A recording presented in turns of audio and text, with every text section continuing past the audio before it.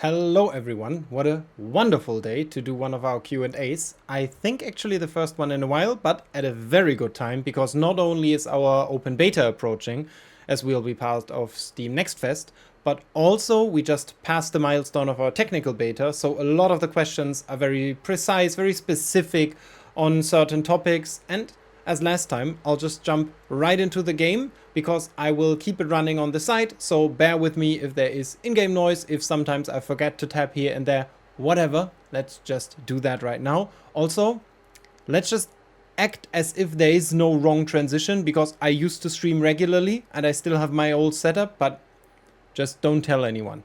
Just a second, I'm already on it. It will be here. Wonderful.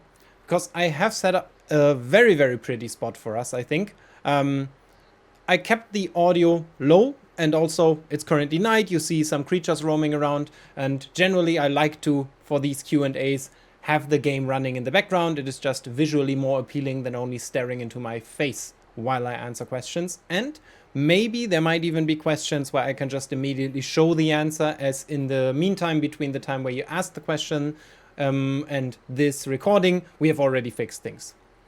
But first, a little disclaimer. We are in an incredibly exciting time for this game. We will release an early access on the 18th of July. Yes, I always mix up the 18th and 19th.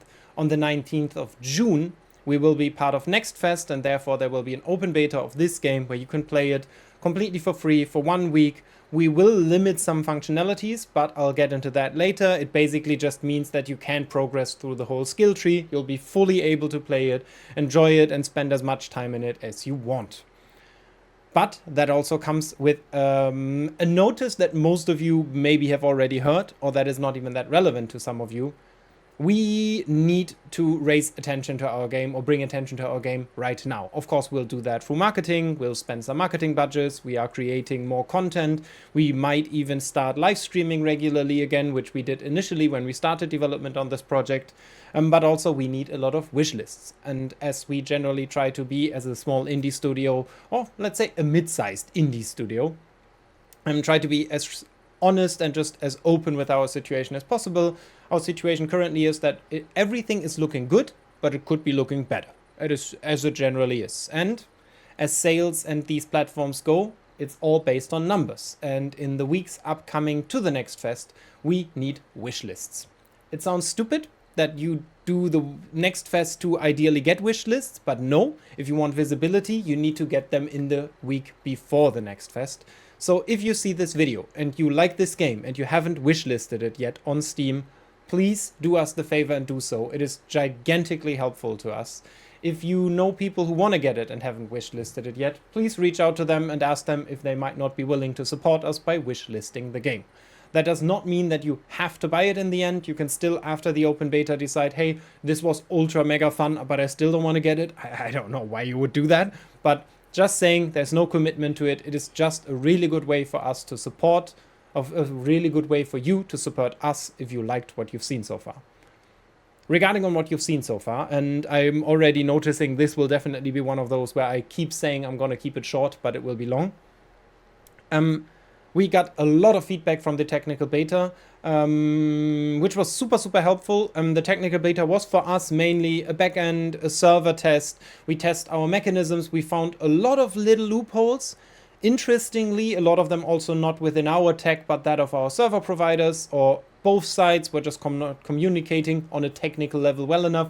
Luckily, incredible support that we're receiving there. Really cool. We found the cause of so many of the issues you encountered where there were setbacks, or we call them ghost sessions. I think some of you might have had situations where you logged into the server and your town was gone, and when you later logged back in, it was suddenly back. For example, that's a ghost session. Basically, a server that's spun up, that it's a copy of your server and it's there and it's kind of not, and very complicated. Simply said, we are catching those. We have caught most of them, and we are very confident that we will get rid of all of them, hopefully, until the early access launch.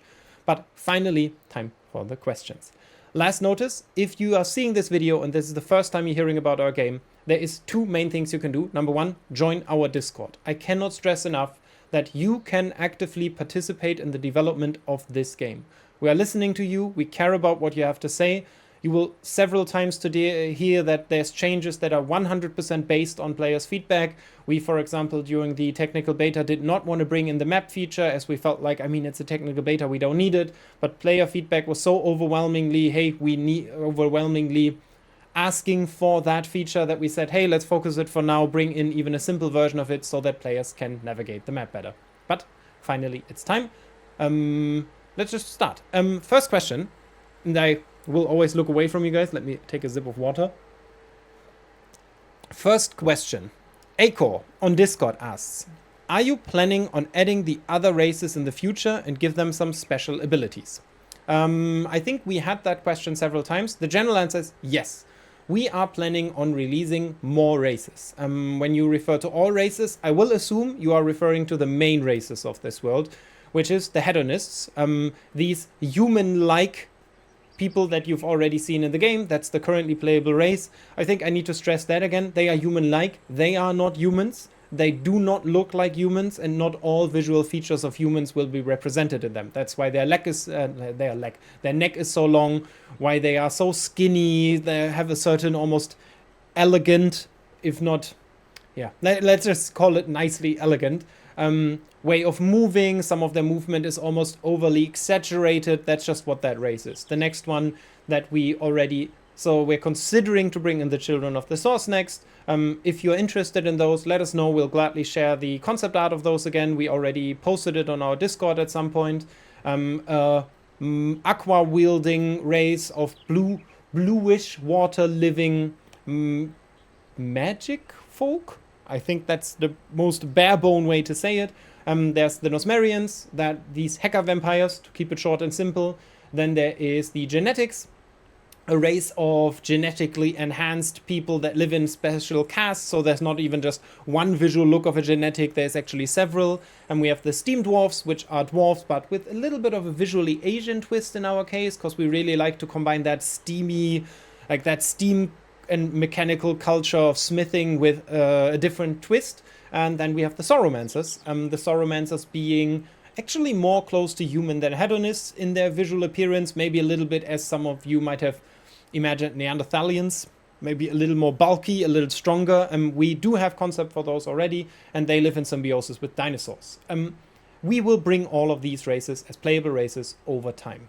Over time means a lot of time though. We are a small studio, and making a new playable race takes a lot of effort. We will several times today hear about animations, and animations just take time and polishing. You will see some improvements, I might even show them today already, but it is just not that easy. And once you bring in a new playable race, each animation has to be redone for that. They need to be able to chop, they have to be able to dance, to wield every weapon, we have to make them able to constantly do all the things that our character can already do, they have to be able to wear all the clothes.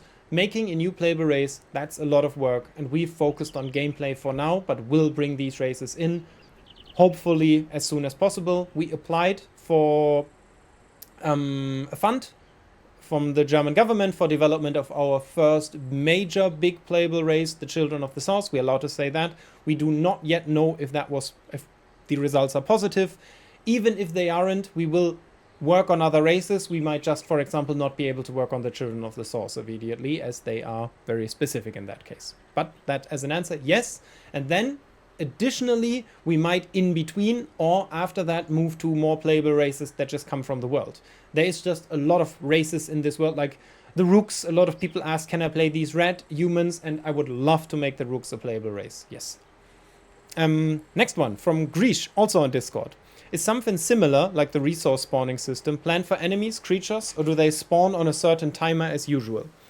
I think I need to explain the resource system as good as I can. Again, I have to be careful to not touch the table because the camera is linked to it. Basically, there is different ways of how we spawn things. NPC are like characters, or like, let's just say creatures. Creatures in the world that you can fight or that roam around are one way. Then there is, let's just call it foliage. Trees, things like that, that just, we generally say roughly this is where you should spawn. They do not precisely spawn in the same spot again. And then there's a third system, which let's just refer to it as spheres, because we put little spheres in the world. That's a hard word for a non-native. A sphere. A sphere. Also, I have something on my lips, so like... So basically, How it currently works is, let us take the example of gold. In the alpha, people basically just walked the same path again, always took all the gold from one spot, and that's how that worked. And whenever it respawned, you just took it again, and then you went home, made stuff out of it. Cool, perfect.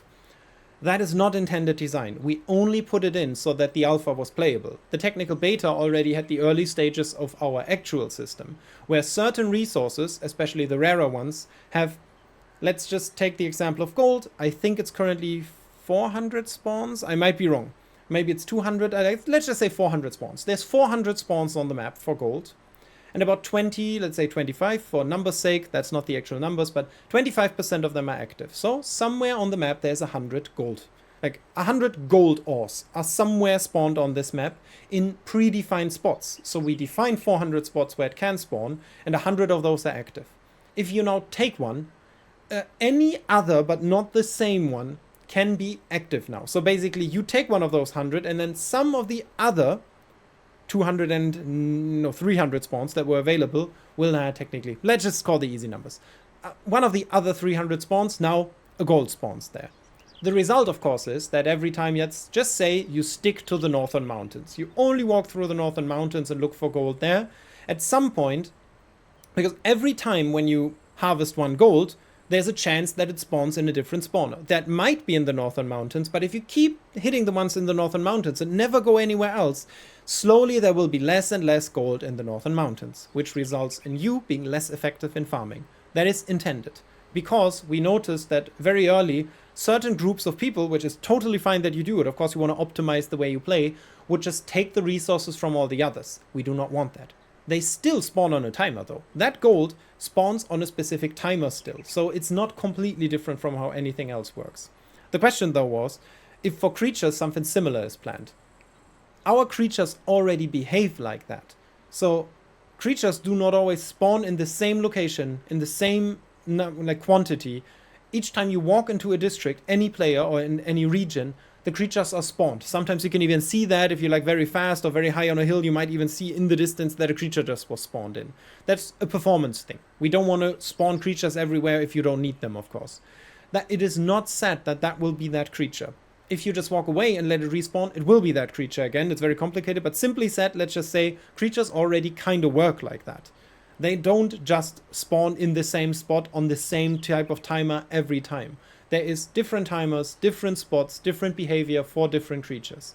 And additionally, we are already working on content drops. Content drops will be small updates that we bring in regularly in between bigger updates. So let's just say we're working on the auction house as a feature that might take us weeks or months to develop, and we don't want to just wait for the next content then to come in. In between there might be small updates. I can maybe as an example already name one, which will be enhancing the night, gameplay and visually. So that might come with certain creatures spawning under different conditions, for example at night. We already have that in the game. There are certain creatures that will only appear at night. So if you look for a creature and you can't find it, maybe the conditions for that creatures to spawn are not there yet. So the answer is there's nothing planned for that because that's already the case. They already behave like that.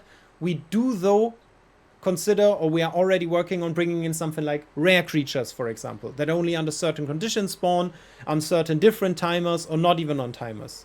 But that being said, generally there is resources that do not really straightforward follow timers, neither do some of the creatures, though it is a mixed system. The next one from Kisses on Discord is, what got you started in the games industry? As I'm alone here, only I can answer that. For me, it was more of a happy accident, I guess. I started my career as, what is that in English? An editor for a video game show called MTV Game 1. That led me into creative writing and the video game industry. Before that, I did some private, on the side. I worked at some smaller companies that I had, smaller foundations that I had with friends where we organized tournaments for strategy games, stuff like that.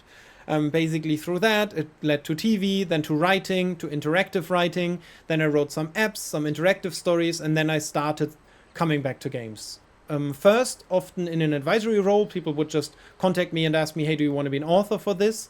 Then more and more also on the creative side and to partly on the game design side. And this is, and I can say that for me honestly, the biggest game project I have ever worked on. Also in the role of creative director, which was a happy accident along the way. I love my job, I love working here, and I ended up in the games industry because I love games, I deeply care about games, and maybe that's also something, because I think there will be a question later where I'll say almost the same thing. I work on this game because I love this game. I think this is super fun, and the vision that we have for this one day is exactly the game that I always wanted to play. So yeah, that's how I got into games. I think that is very different for a lot of people in our company. Most, I would say, took the route of education these days. There is just a lot of different ways of educating yourself specifically for the purpose of becoming someone that works in the game industry. We do have 3D designers, for example, that worked at ThyssenKrupp and just designed other stuff. They still are properly trained in what they do. And I think if that is the question, I would say the majority in our company just loves games. That's why they make games. And they either learned from the beginning to make games, or they learned programming, they were engineers, and then they just realized, I love programming, but I also care about games so much that I would rather try to shift my career towards that. So, yeah, that's it. I think that's the best answer I can give sitting here by myself. Another sip of water while I need to read the next question. Kizis also asked, was there any game that made you decide, yes, I want to be a game dev? I think survival games in general for me. And maybe that also applies to the other founders. All of us founders, I think, played a lot of MMOs, a lot of shooters at some point, and a lot of us played survival games. And I just love survival games. And I always felt like the best moments I ever had in survival games is when I played them with my friends, not against strangers. And whenever I had to fight for resources with someone that was just so obviously better or was actually not better and I had a bigger group or whatever advantage, it felt like this is not the most exciting part of this game to me. And so we all shared that feeling. We felt like survival games are so cool, and it is cool to sometimes be competitive, but in survival games it often feels like not the best way of enjoying them. And I think that's why we all decided, hey, wouldn't it be cool too? And I think games that highly influenced that for me were, for example, Conan Exiles, The Forest was one of them, Minecraft, obviously, and a lot of other survival games. And I think another gigantic influence for this is the classical MMOs and modern MMOs. World of Warcraft Classic is back out, and I think it is just as solid as a game as it ever was, if not even better, in comparison to some modern games, because it just offers a different approach to games. And I think that's it. We're all not the youngest gamers you can find in the industry, but maybe that's a good thing because we just enjoy what you might enjoy. I don't know. So yeah, for me, the biggest influence, like what game made me, is hard to say. I think the game that originally made me fall in love with video games was, even if it's not the first game I played, was Zelda, Link's Awakening on the Game Boy. Yeah, that was for me, I think, the game where I first realized I really, really care about this stuff. I think I want to keep doing this. Okay, next one. Well, again from Kuzis. They are sorted by, easy. By Kuzis, again from Discord. What has been the most challenging thing each team has had to implement?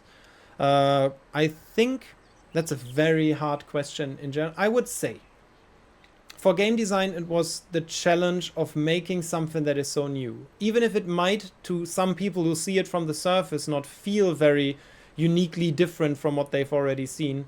It is a new approach that we're taking here, where there is a survival game that still has something like an end game.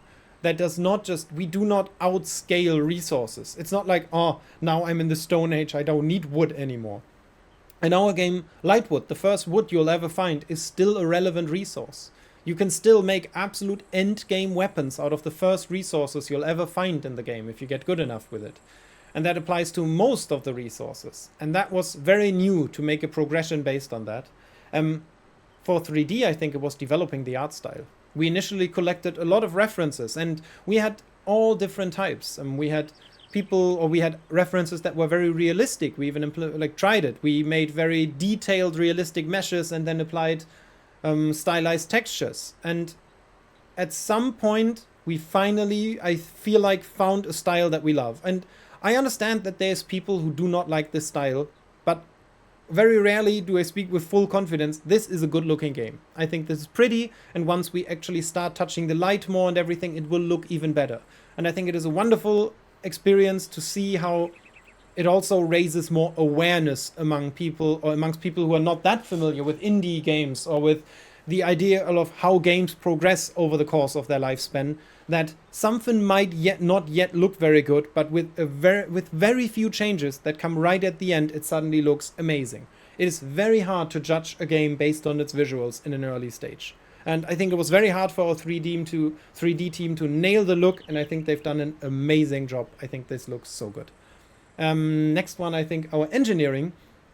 I think for our engineering team, it's one of the biggest tasks that we in game design so often basically design very complex systems that require a lot of work from them.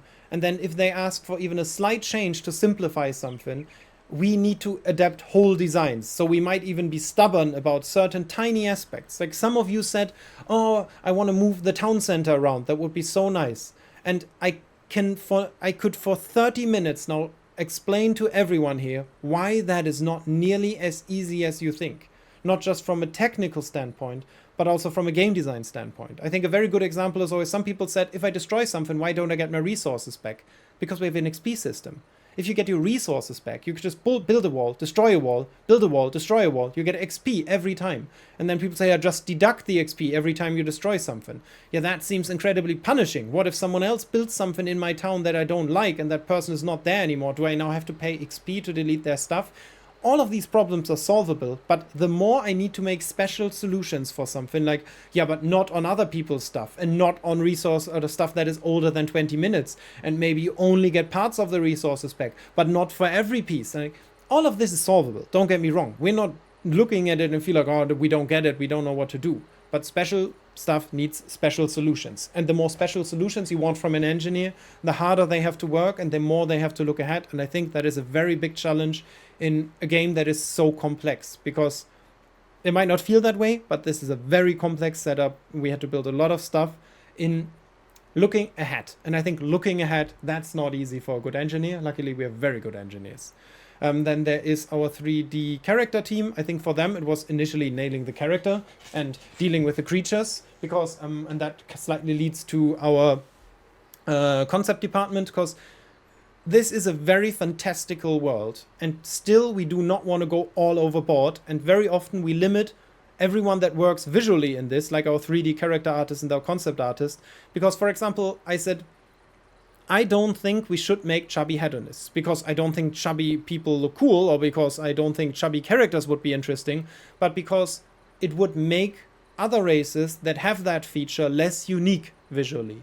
And so sometimes a concept artist comes to us and has something super incredible, or a 3D character artist has a great idea about something, but then you just have to kind of hold them back and say, well, actually, I want the dwarves to be kind of chubby, or I don't really think we should do pink hair because that's something that would look so much cooler on genetics, for example, and to make them more unique. But yeah, that's basically it. That also I realized that the other races, the initial one was if they have special abilities.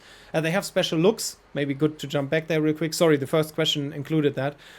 Yes, certain races will have certain special abilities. I don't want to go into too much detail on that yet. Next one.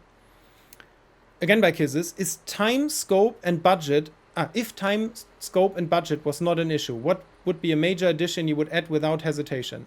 That's a very good question. I think I would add a lot more adventures immediately and more weapons. I think we all would have loved to have more weapons and more races immediately in touch. And I think it is not really a major feature, it is scope. Like, I would just, most of the things that we're building, I love them. I think they're great and they work great. They just need to be iterated on. We are building the game that we deeply believe is great. And some of the systems might either not be in yet or in a very rudimentary form. And I would take these rudimentary form features and make them into what we imagine them to one day be. And I think it is just as fine that that depends on the community, that you guys that we've already built. Because I think there's barely anything better than to develop a game around people that care about the game and can give you immediate feedback if they like what you're working on. Next one. Mr. Leon, if the current game form was off the table, what genre could you see Coreborn in? I read that question before. I don't think I grasped that question. You mean if we made Coreborn in a completely, like, if we took the... Yeah, I mean, if we took the universe and made a different game, the problem is the genre came first and then we applied the universe to it. The universe might have already existed, but they just matched so well, in my opinion. If we wanted to make something that is remotely similar to what we all care about and love, it would have maybe been a classical MMO. It is a term that we sometimes get applied. We at some point almost accepted it ourselves, but now decided we are not an MMO. It is a wrong expectation of what we're building here. This is just not an MMO. It does not feature most of the things we will expect from MMOs. If someone calls it an MMO, we'll not fight back, but we will not do that to ourselves anymore. Or we'll try to not do it. It might probably slip out sometimes. But generally, I would say, yeah, maybe an MMO. We could have shifted this a lot more towards MMO, but actually tuned that back at a lot of points, then tuned it back up. It is a genre mix. And I think when you're a genre mix of survival and MMO, basically, then there is not much to wish for. We already are 2 games, so I don't think I can see a third one, really. Next one. Thank you for the question. Next one, Instant asks, will there be more named or known villains than Sorgoth, like Gothkin generals or commanders? Maybe in adventures, rarely spawning bosses in town raids, or just to expand the story. There will be, all of the ones that you mentioned will be part of that. Not only will there be something like Gothkin generals, more important figures, because at the end of this game, in like 10 years, I mean, I hope it's still running in 20, but let's just say at the end of the lore, or of the current lore cycle, where currently you're trying to fight Sorgoth, you're trying to regather Ambros, and then more and more and more regions. Let's say you got them all back, and then you will not just charge Sorgoth and kill him. There's a million things in between. Sorgoth controls 90% of this planet. It's not just easily overcomable. So there is a lot in between. And some of these generals might be, and the first question was, is there features that you would have liked to see? I would have loved to see a feature where your town attacks immediately feature something like generals, and they taunt you and they talk about your town, and you have a face, like you have a name and a face and like a character to whom you defending your town from. So yes, there will be more characters in the lines of Sorgoth that you will at some point fight. There's also still people in this world, or factions in this world, that are not Sorgoth and still are your enemy. Bandits, for example, who, now that Ambros is reopened and regatherable, feel like, why shouldn't we run this society now? Why should we reinstate a queen into something that is now so free for grabs, basically? There is Molians, which are more neutral. Like, Molians can be your friends, but they also have their own kingdom. Same as Rooks.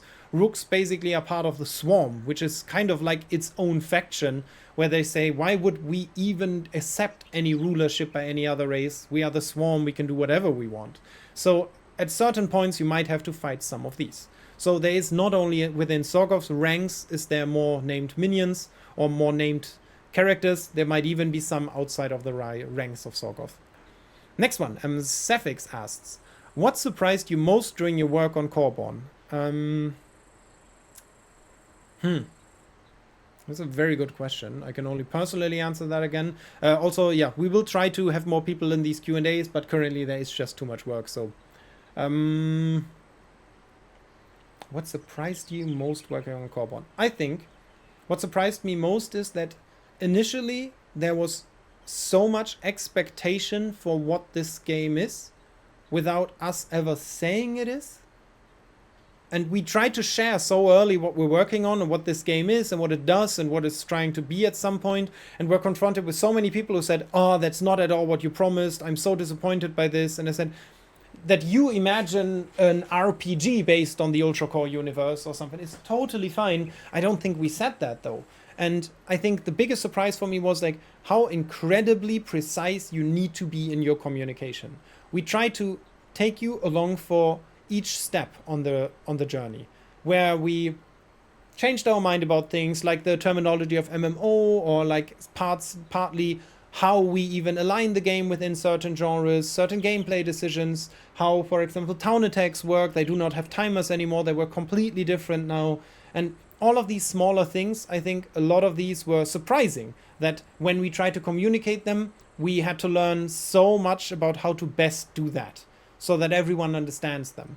And I think I underestimated how hard it sometimes is to explain that something is not a final solution. So basically that, hey, the way you gather stuff in alpha is not how we want you to gather stuff. That's just the easiest way that we had to build it now so that you can even play this game. And that was super interesting, big learning for me. And there's no blame at all on the side of the community. It's super interesting learning for me, which feels so obvious that, of course, if you give someone something to play, they'll judge each and every aspect of it, because how should anyone have the understanding of what's final and what isn't? And I think that is very interesting. How hard it is to make something even in between that's playable, and then how even harder it is to, after that, make people aware that that's not the final vision and that it might change later. Next one. Zephix again. If opinions of others would not matter, what's something you would have removed, changed about the game? I would made it a lot harder. I think you're all casuals. No, I just like hard survival games, I think. I would have gotten rid of a map. Immediately. I don't like the map. It just takes away a lot of the fun for me of survival games. But I understand that it's needed. I'm not criticizing anyone who wants one. I totally get it. And I think it is important that a lot of people, and I think that's why that is the case, why I always initially try to push things always to the harder side, because I played so many survival games and like them so much. But so many of the people that like this game come from other genres. RPGs, MMOs, and like any general cozy survival game type. And I think that's so nice. And I think it is such a good learning that we just have to find a good ground in between, where it still feels like I've earned this, I've worked hard on this, but not I had to grind my ass off to get it. And if no other opinion would ever matter, this game would be a lot harder. But that's just me, I guess. Also, to be fair, I'm working on this game, so of course I know how everything works. To me, it's not challenging to find out where something is or how something is, so it's very hard for me to actually judge how hard the game is. And yeah, but if I have to answer honestly, I would say maybe that. But I think everyone in the game would give completely different answers on that. Like, we have people who said, I would like it to be a lot more driven, a lot more, you follow a certain line, there's maybe even a quest line, and I want things to be more, easy sounds so, but like a lot smoother, easier, in quotes. Yeah, I think that's it. Like, we had people on the team who said, hey, I want MMO combat with a lot of different abilities and numbers popping up. And I think the good thing is that in a big team, there's a lot of opinions. Most of them, actually all of them. All of them are incredibly valid, and it's very good to bring them together and make a decision based on what is the input from everyone and what's then the best decision to move forward. Yeah. So if it was only up to me, it would be like that, but then the game would also not be as good. Next one is Shakiti. Which nations are you looking most forward to, looking forward to the most when it comes to design? I think personally that might be currently the genetics, but that's mainly because we've worked least on them. We have some designs, we know a visual direction, but when we sat down, or when I sat down and wrote down how their society works, I was incredibly excited by it. I think it's super cool. It's very unique. I think they are very underappreciated so far in how interesting they will be from a visual standpoint, and yeah. But I am excited for all of the ones to come, because Ambros is straightforward fantasy. It might not even feel fantastical enough. And I think once we bring in the next zones, you will immediately feel a huge awe about how things changed, how suddenly a lot of things are more mythical, more fantastical, and I'm looking forward to that. When this world becomes more crazy visually, I'm really looking forward to that. Shakiti again, is there a Blankans favorite, or are the individual favorites evenly distributed? You mean amongst the nations? I think if I would know, I wouldn't tell you. So first of all, I never ask. I ask people, what do you like? I would never ask who likes which nation. I am generally not a big fan of seeing these nations as competitors. I think the interesting part is that they are opponents in this world, but are currently working together, and that they have to come together is, to me, the most exciting part. And you cannot look at one of them and say, oh, this is so much cooler than the others. I don't like that type of competition. So maybe there is a favorite within the team, but I think that would very much depend on personal taste and what people worked on. I know that there's, for example, some people in the team who are very much not looking forward to the genetics because they say these will be very complicated from a 3D or from an animation standpoint. And I'm naive, basically, and as a writer, just look at them and say, but they cool, though. And yeah. Shakiti also asked, is it more fun to design landscape, creatures, or weapons and armor? I think we would have to individually ask people that. I know we have people who love making armor. I know that we have animators who love making animations for humanoid creatures, and we have animators who love creatures, like anything that walks on 4 or more legs or is animal-like. We do have artists who say, I just love shrubbery, I love plants of all sorts. And we have artists who were incredibly excited to get started on our cliffs and said, that's the best thing I ever worked on. We have people who love taking care of the visuals of water forever, while there's people who just love making general level design and not even really bringing any visuals in. They just like the thought of setting up a level. And I think that is a hard to answer question because there is just so many different views on that. I personally like working on cultures the most. It is most interesting to me to set up a rule set for a culture. How it works differently, how hedonists and, like, for example, Children of the Source just work differently, just personally. That's most interesting to me. Next one. Oh, I have to move up a little bit. Trust asked, how do you plan to earn money for continuously developing and supporting the game? Currently, we are for early access planning just straight up, you buy the game, you play the game. And then we will move to a different model or a mix model after that. We initially plan to go free to play at some point, but have received from the community a lot of feedback on that, where people said, not excited about that, not my favorite model, where others said, it is very nice. We will in the near future make a decision on it that we can then also communicate, but we will keep the door open to revisit that decision based on your feedback. I think the best way to do it is to also see early access as a great way for us to see how do people care, what do people care about, and what is the best way for us to continuously earn money with this. What I can already tell you is that we all do not like any pay-to-win stuff. That's just not interesting to us. We have decided against anything that's related to buying in-game things of ownership of some sort, and we will most likely not change those decisions. But anything else, like a freemium model, free-to-play, premium, monthly subscriptions, all of those are options. But I'm not saying any of those are more or less interesting than others. We will keep communicating free-to-play though, as I think that is the biggest shift from you paid something and now it becomes free.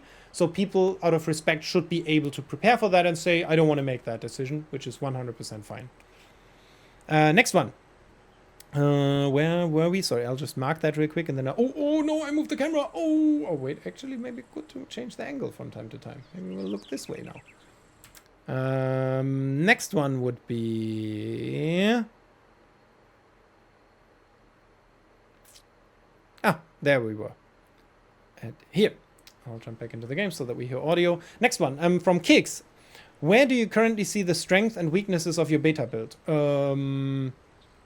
You mean the actual open beta build or the ones that you played? The one that you played, I think the strengths were that it was already fun. And the weaknesses were of technical nation, most sort. And it's very hard to judge. I would say from a gameplay... So, maybe elaborate on that again. The technical beta build was not at all optimized for smooth playability. There was very little guidance. It was not optimized for, is the XP properly set up for the skill system? Do skills make a lot of sense? We bare bone implemented the systems in a way that they are kind of borderline playable. And that's where we decided that's enough. It's a technical beta build. And so game design wise, the balancing of all systems, I think, was the biggest weakness, followed by performance, because we're still optimizing that, both on the level of how do the servers perform, how are things looking and everything. What is that? I just see that in the center, that like those leaves going up. I've never seen that before. That's an interesting effect. I'll look into that later. I think that is a weakness, and the general performance of our servers, which was, we knew that. We were trying to specifically target the weak spots of our matchmaking, of our backend, of our server setup. So Those, I think, were the obvious weak point. Strength, it looked good. I personally think the current build, with the little improvements we already patched during the technical beta, it's just fun. I might be biased, but I think it's very hard to sometimes explain that you don't start developing a game and it gets better and better and better and becomes a more solid game, and at some point it's just done, cool, now you can play it. 2 weeks before the launch of a game can be bare bone playable.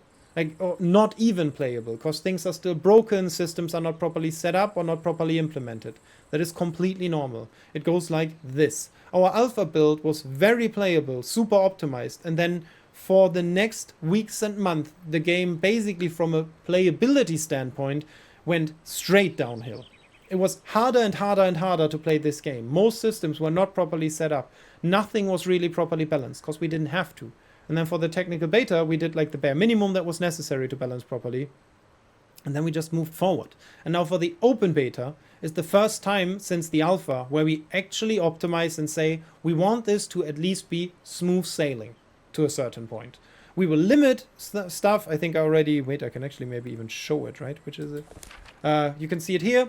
Like all the red skills, they will most likely not be part of the open beta, but you can still level until then, because we said, hey, it's online for a week and we don't want to give away everything yet. Also, we want to focus on optimizing the things that come before that. And then while the beta is going and after the beta, we can continue to optimize things. And that just makes a lot of sense. Also, maybe a good disclaimer, Steam Next Fest, that's what we're part of, is 1 week. And 1 week of full-time playtime for a live service game, it's not that easy to set up as for, and I'm not trying to be mean or anything, but for other games that where you play by yourself or just on your own server or whatever, it might be a lot easier to set that up. Of course, depends per person or per game. But yeah. Oh, damn. I think a storm is coming. That's why it's getting so incredibly dark. That's the town border I'm seeing. Now I get it. That's that effect. That is triggered by the tree close to it. So I would say the current beta build, the one that we see now, I would say still tuning and game design, which we're currently working on, and performance, which we're also still improving. I think a lot of people would have expected me to say animations, but I mean, we'll come to that later, but you just tune animations. They get better and better. That's just how things go with animations. It's one of those examples where it is like that. They start here, and then they go up, super down, and then they just keep improving. But yeah, I think that. Next one from Cakes, and let me take a sip of water. Are there any areas you would like specific feedback on in the upcoming playtests? No. No. To be fair, we will announce that before the playtests. I think there will be certain features and areas of the game where we like feedback. I think in general for us it's most interesting to see in open beta, is this fun? Do people like this? Or is there stuff that we should still change about it? Are things too easy, too hard? And I think that will come naturally. A lot of people that will play this game are not familiar with it at all. They have no emotion towards it. There will be people who love it. There will be people who hate it. And there will be a lot of people who are somewhere in between. And we can learn from them how much they like it or what they like and what they don't like about it. And I think that will be great. And for that purpose, we will announce what feedback we're looking for. Next one comes from CS Merlin. Will there be waypoints or a better way to navigate the map? The map is already there. The yellow cursor in the center, that's why I'm currently am. We already optimized that with the first patch in the map. There will not be waypoints. There are way markers. We just didn't make them visually clear enough. I'm not sure if anyone saw that. There's signposts all over this map that tell you where you have to go. Like there's signposts that point towards Piper's Whistle. There's some that point towards the mountains, show the entrances. A lot of people didn't even look at the paths. Like I had a lot of people who said, I can't get into the mountains in the north. I mean, there's a path here. You can take that path into the mountains.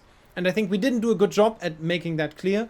The general idea for the map, though, is not that we plaster it with all the information. We want something where you gather more information on it and you are able to grow the information on it. So you are allowed to set waypoints. And that is partly a decision. Let's just say someone fixes this bridge here. This is broken and you build your town next to it, fix it, and people can go over it again. We want that to have the same relevancy as Piper's Whistle or anything else. You should be at some point be able to set up shops, create gameplay, and just make your town part of this world. and we don't want to then plaster all these markers in and say, this is the golden apple tree, this is more important than your town. If someone puts your town as a marker and says, this is the cool bridge town, then it is just as important as everything else. So yes, there will be more indicators. Most of them you will actively have to look for or place yourself, though. Next one. By Reem. Will there be any interaction between player-built cities, like trade, joint large projects, fast travel connections, or something like that? At some point, yes. We have not currently built enough of that. We want that, absolutely. We want you to interact with different towns. Player towns, though, an interesting observation is that currently, but that might also be because a lot of you already have communities you play in, you play together a lot, you come in with a group, you play with that group, and you basically rarely get new people in or join other people's towns. And next test will be an interesting test to see, is that generally how this goes? Do people just not really want to join other towns? And that's also what we will take to, based on that, design the interaction between towns. But yes, towns will have more interaction between each other. Next one, also by Reem. Is it planned that players and city managers can create their own quests on a bulletin board? There is already a concept for that. Yes, we want something like that. I don't like the term quest very much. Once you have quests, you basically say that that is the main purpose of this game, to go out and do all your quests. And if you run out of quests, people will, for very good reason, complain about not having any more quests. There will be tasks, potentially. Something like in New World, for example, where the town board had that, might come up. And yes, that might be a thing at some point. I would not expect that to be in early access launch. It might come in during early access, but I cannot promise anything. And I don't want to promise anything. But yes, we are working on something like that. Nighthawk asked, is there a general outline for what the combat is supposed to look like in the final game? Yes, there is, and we are constantly improving that. And maybe I'll just stand up and do a little combat. Basically, I can actually get out my sword right now, right? Yeah, I cannot hear the sound, but I'll still... Oh wait, is there maybe... Let me look for a spot that looks a little better. Because where it's easier to see. Because it's very dark here, and it's very... I know, right over there I think it's good. There's a little... Also interesting to see that, yeah, I was actually in the live game. So basically, which one do we take? Oh, these are actually pretty easy to fight. Let's take a Terriver here. So, things that have already been changed since... So first of all, the general idea is, and you might have seen you're still sliding around a little bit, animation is still ongoing, but things are getting better. The stow animation is currently being implemented. It's not fully there yet, but you might see that it looks a little better. I can shift around, look at things, but it is still improving. As I said, don't look... I think one of the big mistakes people make is they look at the animations and then say, oh, this is so clunky, nothing is there yet. It is just animations, my man. Like, trust me, you will play this in 2, 3, 4 weeks and it will feel completely different just because we changed the animations. But anyways, we want you to basically be able to walk up to something, attack it. Then that creature will do this. You see telegraphs on the ground. If I dodge out of these telegraphs, I do not get damage. If I stand in these telegraphs, I get damage. I'm currently invincible, sorry, but I'll still hurt. Then I charge up, you just saw that, which allows me to do attacks, so I can knock them back. And that is what, for this weapon, like I can, if I now actually fight and actively dodge what the creature does. That's the idea of this combat. You're agile, you're quick, you like slide around the creature a lot, dodge its attacks. If you try to, by the way, attack from the back, it might actually do a back attack. This is not properly set up though. They will, for example, get charges, they will get more attacks, and they will get other systems. That's the idea for combat. We want you to be able to see what a creature is doing next. We want you to be forced to actively dodge what a creature is doing next. We want you to feel like you're in control, you're doing little side steps and dodges, currently very far, that will also be tuned, but just bear with us. Trust me, we are not blindly doing anything here. We are aware that combat still does not feel good, but that is because it takes a lot of work to make it feel good. And we will continuously work on it and improve it. By the way, all creatures already have some of these. See, those already have them. They will also get charge attacks. They're actually a lot harder to fight because they're a lot faster. And like, even though I'm good. But yeah, let's just run away from it. So that's the general direction we want to move this weapon in.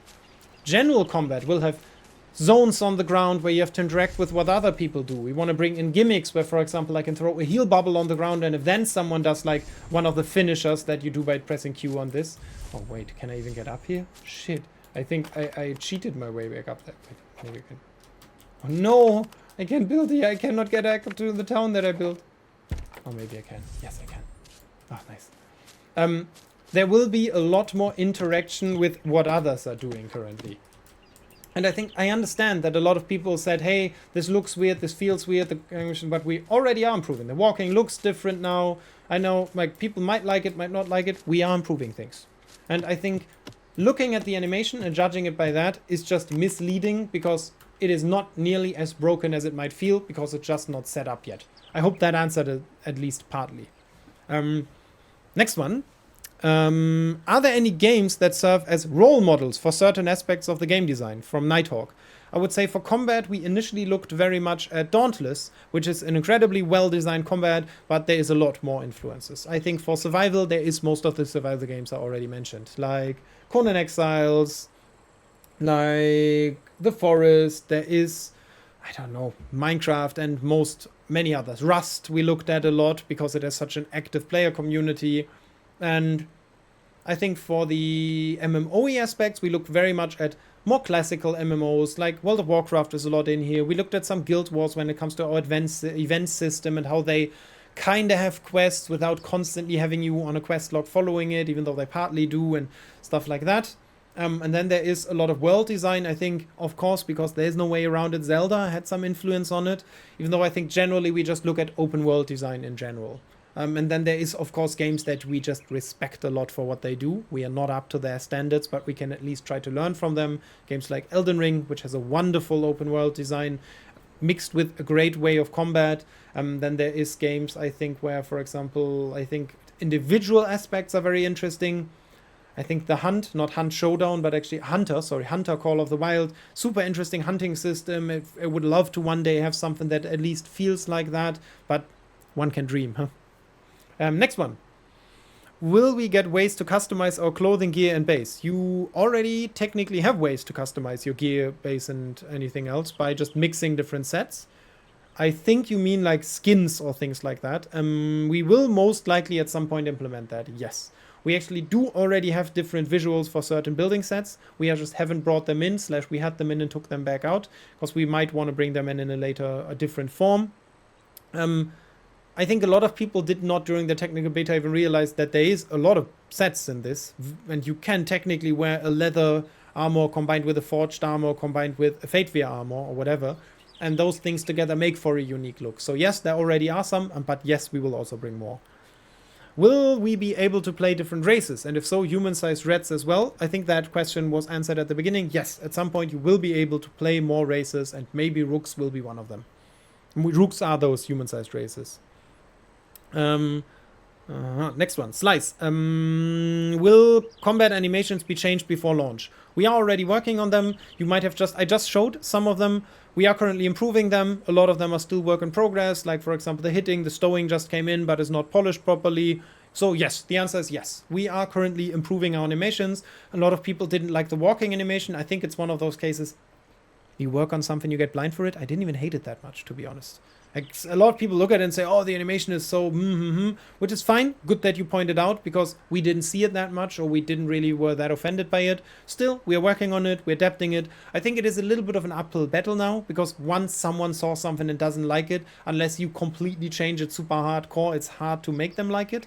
But there's very good animations in this game, and I think some of them, we just didn't bring them back up to the standard of the very good ones. And we will do that over time. So yes, up until launch and past early access launch. Cephix, what's your plan on making Coreborn more challenging? I think that's a very two-edged sword, or two-edged blade at this case. Just so that you and me know, the majority of people thought this game is way too challenging. Like, immediately, and in my own defense, first day feedback of this technical beta was, this is all way too hard, make it easier. So we did that. And I think after that it was actually pretty good. And I think being more challenging and being punishing is two different things. I think it will get more challenging once we bring adventures in, and once pits, which are specific areas on the map that are designed to be more challenging, come in. Once we actually balance systems, where, for example, even in this current technical beta build, you can just still walk into the mountains. But it is already a lot more punishing. If you get cold, you get slower. The animals will get a lot harder, and they will get will get gap closer. So you cannot just walk past a Grizz or Frostmane anymore and just doesn't follow you and doesn't stop you. They get slows, they get stuns, and they do a lot more damage. That's how it will get more challenging, through balancing. Next one. Oh, wait, I have to tab out real quick and then actually scroll down. Oh, God, there's so many questions. Ooh, the time, almost an hour already. But, I mean, actually, I enjoy this. Also, maybe an interesting point, but I'll ask at the end again. Live streaming is a topic currently. We'll talk about that in a moment. Next one. Sparta, how often do you play/test your own game? I think that depends on who it is. I currently have roughly 450 hours in the game, so not that much. Overall builds, I think in the nightly build I have the most, like 350 or something. And then the other 100 on the actual live builds, because we have several builds, so it's not that hard, not that easy to say how much time you actually have. I might be among the people who play more in this company, but for example, our QA department has way more. They are at the 1,000 hour mark and beyond. I think, and that's an interesting learning for me from bigger teams, there's people who very rarely play our game. And I think that is, as sad as I am about that sometimes, I think that's normal and natural because a lot of them play it in editor. I do not know that they play it, because when you're editing the game, you can just press a button and then you play it. Then, and that is the most important part, for the majority of time, this game is not playable. Like, it's very hard to explain that, but I would say 90% of the time we're working on this, there is no build online that you can play and really have fun with it. Because it's either so outdated that the features in it bore you because you already know there's better stuff, or it is so untuned, unbalanced, or not properly set up that you cannot just jump in and play it. Most of our team played so much during the technical beta because there was finally a build again that was really well playable. Like, same as with Alpha. And I think same will happen during Next Fest. So a lot of us play a lot. Some of us play very little. But all of us play a lot during playtests because then there is finally a real playable build. I play this a lot. Let's just say that. I wake up every morning, get a coffee, make myself some breakfast, sit down and play for at least an hour. Or sometimes less if there's no proper build, but roughly an hour at least. Test everything, look at everything, just start again. And I think that's why I can just honestly say that I think this is so fun. Like, recently I just sat down and wanted to play 30 minutes. I played until 4 a.m. because I just really liked the game. Also, probably important disclaimer, our progress though gets deleted all the time. So imagine you played 7 hours yesterday, log back in to build your town, and then your town is gone because we had to update the server and you can play the same stuff again and again. And I think so, how much we play in numbers is very hard to grasp because it's very hard to measure, but all of us play quite a bit. I would say all of us play a lot. Next one. Yeah. Do all reskins of enemies have special names like Mostir and Hadir? Yes, all of them have them. Some of them are more plain, almost, I would say. Like what we see down there is a Farmland Arriver next to a Fatevere. Then there is... all of them have names. You will see them on the F1 screen on the journal in the next upcoming build, because there's so many of them. But yes, each visual variety of a creature has its own name. It's basically a different creature. Next one. Is it Redebuchse? Redebux? That was also the question before. According to Hauke, there were 2 NPC in the technical beta with audio. Could you please tell us where both of them are hidden and what their story was? There's one that was voiced by my friend Gino, which was talking about Aquakin, basically hedonists who tempered with aqua and are now corrupted. They will at some point actually be a gameplay feature on this map, so keep an eye out. The other one was done by Jew Phoenix, musician, streamer, and also good friend. That one was in Piper's Whistle. You just had to walk to a cliff in Piper's Whistle, and he was standing there talking about an upcoming concert, about some lore. There will be a lot more of these. We are starting working on implementing these today, actually, and hope to be able to implement 40 to 100, ideally. Let's just see. Next one, same person asked, who is going to do the voices of NPCs in the game? Are there any well-known person influencers included? Yes, there are. We have received certain files by 2 I already named. Jen Neon did some. I think we sent some to Dalukart. I don't want to miss anyone. Like Gamers Time is doing some. We have a lot of people. Some of them are influencers. Then we have voice actors. Tabby, for example, just did an incredible piece for us. I will do a stream later today of this recording, which was the 8th of June, with Gamers Time, where I will show a certain intro trailer like thing, like a cutscene from our game. Basically, we do have those.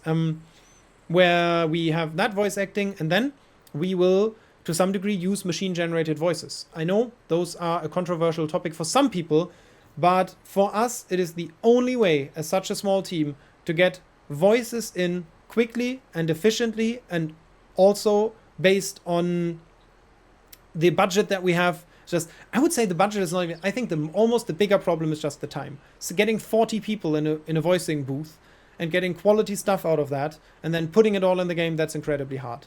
It is a lot easier to get a good voice actor into a booth. They do everything, and then we can just use their actual voice to do, like, that's why machine generated is kind of a misleading term, because the voices are done by actual voice actors. None of them are like magically happening, and we use a lot of our own voices that we feed into that system, and then our voice, like our audio guy, can basically take my voice, for example, and just do whatever he wants with it without me always having to build up my audio setup, which I don't even have a very good one. As you hear, the audio is kind of yeah. So I think the majority, and especially the most striking, because, and that's the biggest downside, voice actors are just hella good. There's just a gigantic quality difference in a good voice actress or good voice actor doing something to just someone randomly doing it. Same as with streamers. Streamers are good. They have good microphones. They are good with their voice. They use it all day long. All the voice files we received were outstandingly good. We just do not have enough of them, and we cannot afford all of them. So we do them for everything that's incredibly meaningful, and then for smaller voice NPC that just stand around in the world or that we regularly want to update, because, for example, we want you walk past a campfire at an intersection and there's just 3 NPCs sitting on the ground talking about the most recent gameplay changes. But from a lore perspective, we're like, oh, did you hear the bandits moved into Bandits Bog, or Piper's Whistle is under attack, stuff like that. And to keep that up to a production level, we have to make use of. For us, it's actually a very useful and good system. There's just no way we could do that better. So that's how we do it. I think currently the vast majority is actually influencers and people. Then we use some machine-generated voices, and that's how we try to put as much in as we imagine. Yeah. Next one. Redbooks. Is there an official live stream of the game on one of your staff members planned? I think we will do more live streaming, not only throughout the next fest, but maybe even before it and after it. And I would personally actually like to basically establish a once or twice a week schedule where we just live stream, do these Q&As. I'll just show new stuff. You guys can just ask questions, and that would just be a nice format, I personally think. Let me know what you think about that. If you like the idea of live streaming, that would be super interesting to hear. Or if you feel like, hey, these videos are actually fine and much better. Of course, there will also be videos based on these live streams then. On the day of launch, I think initially I always said yes, and now I am very involved in this project, because I was specifically mentioned in the other notes to this. I think there might be team members of us that do that. I might actually do it, but I'm not sure yet, because I'm very involved with the production of this game. I'm very deep involved in the game design. There's a lot of systems here that I actually designed, and on the launch day of Early Access, I want to be able to immediately identify problems with tuning, with balancing, and things you don't like, and change them. And if I'm on a live stream, I can't do that.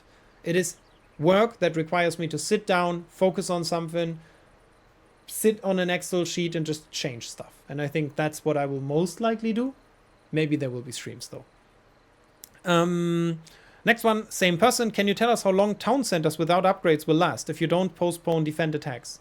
First of all, on the new system, attacks do not happen anymore if you're not actively playing. There's a system called Wrath. Wrath rises when you do certain things in town, invite new members, repair stuff, build stuff. So if you're not active, attacks will not be triggered. The only thing then that destroys your town is the environment. Things outside of a town deteriorate naturally, quite fast actually, like mostly within a few hours or a day, stuff is just gone. Within a town, it's mostly extreme weathers. So, for example, in the farmlands, there is very little amount of rainstorm, but they are there. And each time one happens, your buildings get a little bit of damage. And the higher the material or the HP and the resistance of your building set towards that weather condition, the longer it lasts. So it's a very hard question. It is based on which level does the town have, what material is the town built on, and which environment is it in. And based on that, I can tell you between 1 day and month, most likely. There might be towns that are so well fortified and you've played in so much that it would take months for them to completely deteriorate, potentially. Ideally, I would say, where we like to end up with tuning is, I would say, between 1 day and 30 days. If everyone in the town magically becomes inactive and doesn't do anything anymore. Yeah. Next one by Shakiti. Will you visually keep the crafting stations as they are or give them upgraded versions? Level 2, level 3, more fancy look, or maybe let's say an amboss and a water cooling bucket as an addition to Forge level 2, level 3. Yes, we will. We already have concept for that. We actually are already working on it. And there is some of them, so you might in the early access launch and maybe even in the next fest already see some of them, where there is visual upgrades to them. So super short answer, yes, absolutely we will do that. Top Aloha, is it possible to destroy the Ultracore as a player? No, it isn't. I would also not know why you want to do that, and I absolutely know. Yummy Pumcham, will there be more weapons? And yes, what kind of weapons? There will be more weapons, yes. Oh, the ones from Twitter now. I already mentioned it. The next one will most likely be a ranged weapon, an acoustical ranged weapon. If you're interested, join our Discord, Coreborn.